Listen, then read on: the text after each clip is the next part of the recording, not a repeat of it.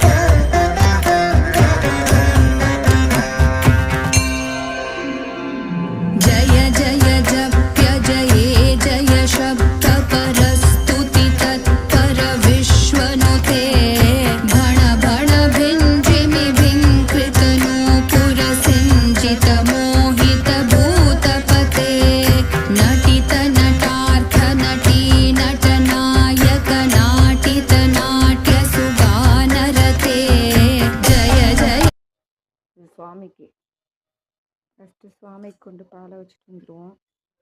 நீங்களும் இது மாதிரி டெய்லி வைங்க சுவாமிக்கு பால்.